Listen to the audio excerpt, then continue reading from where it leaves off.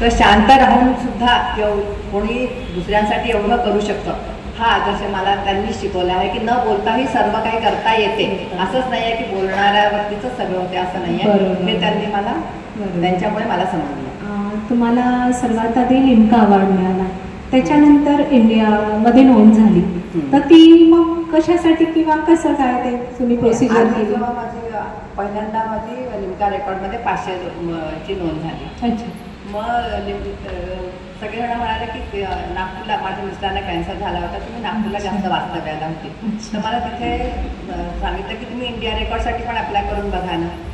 तर मग मी इंडिया रेकॉर्डसाठी केलं हे केलं. तर तिथे सहज झालं कारण माझी पूर्ण तयारी होती. अच्छा. मग त्याच्या ती तयारी काय असते आपण सगळ्यांना सांगूया, म्हणजे कुणाला करायचं असेल तर? म्हणजे कुठल्या याच्यात जर रेकॉर्ड करायचं असेल तर तुमची सगळं स्वतःचं पाहिजे. म्हणजे त्याच्यात कोणाचीच कॉपी नको, सगळं स्वतः उत्स्फूर्त पाहिजे. त्याची समजा जर आपला रेकॉर्ड करायचं असेल तर त्यांना विचारावं लागतं की हा रेकॉर्ड कोणाचा आहे का. जर त्यांचा असेल तर आपण त्याच्यापेक्षा जास्ती करून तो रेकॉर्ड तोडायचा, तेव्हा आपला रेकॉर्ड होतो. आणि जर नसेल झाला तर मग ते आपला रेकॉर्ड करतात. अच्छा अच्छा, छान. आणि आता परत कुठलं नवीन काही करायचं ठरवलं आहे? मी आता टेक्स्टाईलचे 500 डिझाईन काढलेले आहेत. याच्या बुके टाईप किंवा असे फ्लावर शो जे टेक्स्टाईलमध्ये पडद्यांवर म्हणा, साड्यांवर. अच्छा. ते काम सुरू आहे तुमचं की झालंय? झालंय, ते पण झालं. आता माझ्या हाताचा प्रॉब्लेम आहे, मी सध्या काहीच करत नाहीये. लिखाण वगैरे पण सगळं बंद आहे माझं. पण ते मी 500 डिझाईन केलेलं आहे. आणि त्याचं वैशिष्ट्य हे आहे की 500मध्ये एकही डिझाईनचे फ्लावर एकसारखे नाही. प्रत्येक 500 फुलं वेगळे आणि ते माझ्या कल्पनेचा विलास आहे. छान. तुमच्या मुलाखतीच्या आधी तुमच्या पाककलेचं जे पुस्तकातल्या पाककलेच्या सगळ्या झळकत होत्या सृजनच्या मार्गाने. म्हणतात ना की प्रेमाचा मार्ग पोटातून जातो.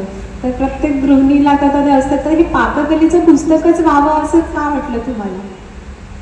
मला स्वयंपाक करण्याची हौस आणि माझ्या मिस्टरांना खाण्याची हौस, खाण्याची गर्दी असायची. तर मला प्रत्येक असं वाटायचं की ह्यांनी ॲप्रिशिएट करावं की अगं तुझं छान झालं आहे.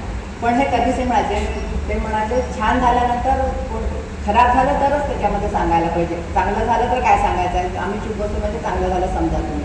अच्छा. पण माझी रोज धडपड यांचा असा आग्रह असायचा की प्रत्येक डिश फोटो काढण्यासाठी झाली पाहिजे. म्हणजे कलर, म्हणजे ती सजावट पण तशी हवी, नुसतंच आपण करून जमणार नाही, ती सारं छान झाली पाहिजे. त्याचं प्रेझेंटेशन पण छान दिसली पाहिजे. बरोबर, पांढरी दिसली पाहिजे. हा यांनी मला नकळत मला शिकवलं, पाठशाळेवर यांनी मला असं म्हणतात ना की कलाकाराच्या दुःखानेच त्याची कला अधिक जिवंत आणि सजीव होते. दुःख म्हणण्यापेक्षा संकट नाही. आणि कलाकार दुःखातच, असं हे माझे बोल आहे, हे वि. स. खांडेकरांचे बोल आहे.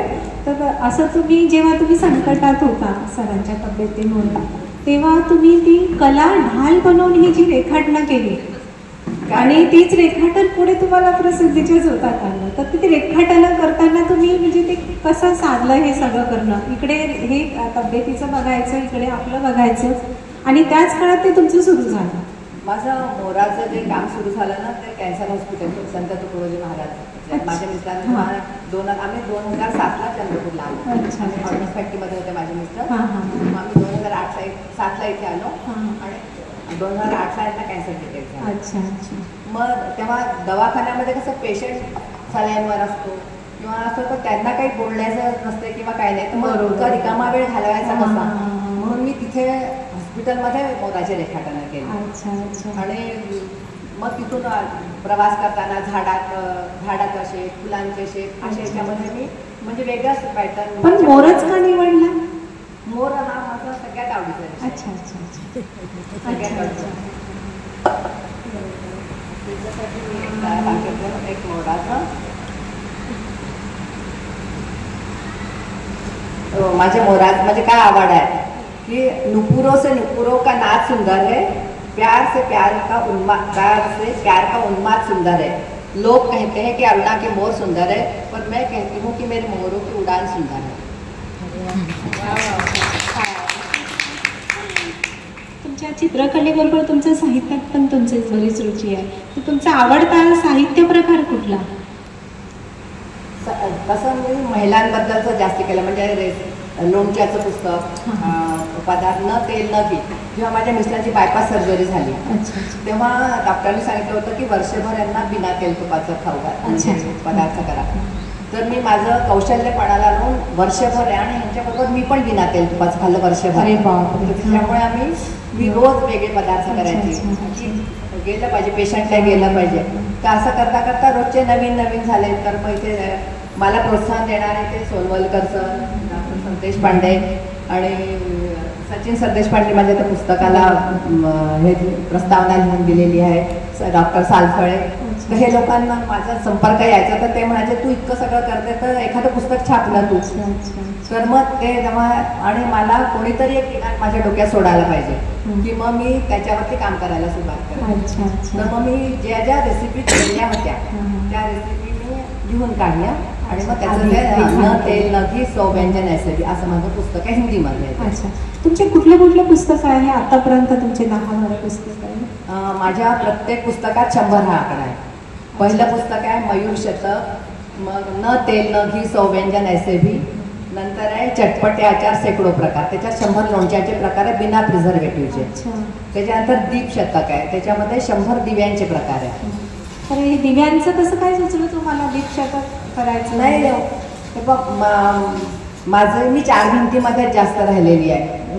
कशाच्या म्हणजे असं काही बंधन नव्हतं मला, पण ह्यांच्या तब्येतीमुळे मी जास्तीत जास्त घरात राहिली. तर घरात क्लासेस घेणं लिहिणं हे माझं सगळं मी स्वतः ते छंद जोपासते. त्याच्यामुळे माझं मन सगळं डायव्हर्ट राहिलं.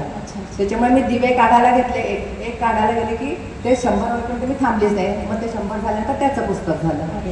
मग त्याच्यानंतर माझ्याकडे चिकाटी तुमच्या चिकाटी आहे. आणि त्याच्यानंतर दीपशतक नंतर मी माझे गुरु अवधेशानंद आहे त्यांच्यावरती भूपाळीपासून तर शेजारतीपर्यंत असे गाणे म्हणजे भजन गाणे भूपाळी असं सगळं लिहून ते 35 भजन त्यांना मी त्यांच्या वाढदिवसाला गिफ्ट पाठवले त्यांना. त्याच्यानंतर माझ्याकडे 28 वर्षाचा एक पोपट होता.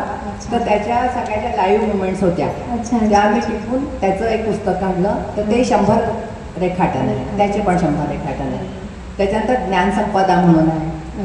तर ज्ञानसंपदामध्ये जसे याच्या अमिताभ बच्चनच्या याच्यामध्ये KBCमध्ये जे प्रश्न विचारले जातात ना सोपे सोपे तशा टाईपचे किंवा आपल्या धर्मावर आक्षेप घेणारे जे प्रश्न असतात त्या प्रश्नांचे उत्तर मी.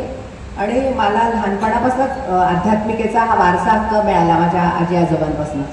त्याच्यामुळे मी अध्यात्मावरती सतत वाचन करायची. तर ते जेव्हा वाचन करायचे तेव्हा वही पुस्तक वही आणि पेन घेऊन बसायची आणि त्याच्यातली जी रेअर माहिती आहे किंवा आपल्याला लक्षात ठेवण्यासारखी माहिती ते मी लिहून ठेवायची. असं माझं 50 वर्षाचं रेखाटन माझ्याजवळ आहे. तर त्याच्यातले 700 प्रश्न मी ज्ञानसंपदामध्ये त्याचं एक पुस्तक झालं आहे माझं. हां, आणि आता जे बाबू आयटम करणार आहे त्याच्यात 1000 प्रश्न उत्तर आहे.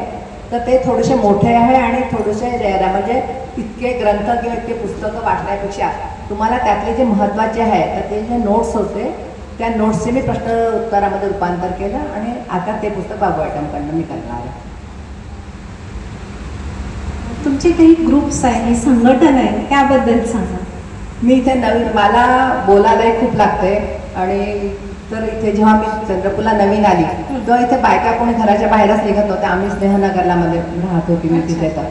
तर मग मी तिथे लायब्ररीचं होतं तर ते वर्गणी मागायला आले. तर तेव्हा मी त्यांना म्हटलं की माझ्या प्रकाशनाशी ओळख आहे तर मी तुम्हाला पुस्तकं वगैरे करून आणून देते. तर मी माझ्या याच्यावरती क्रेडिटवरती त्या लायब्ररीसाठी 45,000 10-15 वर्षापूर्वीची गोष्ट आहे. अच्छा, पुस्तकं आणून दिले. मग त्या हॉलचे पुस्तकं लोक वाचायला येत नव्हते. मग आम्ही बायकांनी सगळ्यांनी एकत्र यावं वाचावं म्हणून मी बायकांची संघटना स्थापन केली. तर तो एक ग्रुप होता, 75 बायका होत्या त्याच्यात. तर तो एक ग्रुप झाला. त्याच्यानंतर आत्ता मी एक गार्गी मैत्री म्हणून एक ग्रुपची स्थापना आम्ही केली. त्याला 11 वर्ष झाले. त्याच्यात आम्ही सामाजिक उपक्रम बरेच चालवले. जसं कोरोना काळामध्ये आम्ही सगळ्या भिक्षुक मंदिरातले जे पुजारी आहेत त्यांना महिन्याचं साहित्य दिलं. मग 4 मेडिकल कॅम्प घेतले, झोपडपट्टीमध्ये कॅम्प घेतले. नागपूरचं जे मोठं कॅन्सर हॉस्पिटल आहे तिथली 8 डॉक्टरांची टीम आली होती, त्यांचा आम्ही कॅम्प घेतला. तर आम्ही गार्गी मैत्रीमध्ये सामाजिक उपक्रम बरेच चालवले. म्हणजे बरेच तुमचं सामाजिक उपक्रमात तुमचा हात आहे. तुम्हाला असं काही पुरस्काराचं आठवतं की तुम्हाला खूप आनंद झाला तो पुरस्कार मिळाला म्हणून, आपल्या कार्याची दखल घेतली गेली आणि पुरस्कार मिळाला? म्हणजे मी पुरस्कारासाठी कधीच काय केलं नाही, पण मी करता करता ते एवढं संग्रहित झालं की ते पुरस्कारासाठी निवडलं गेलं.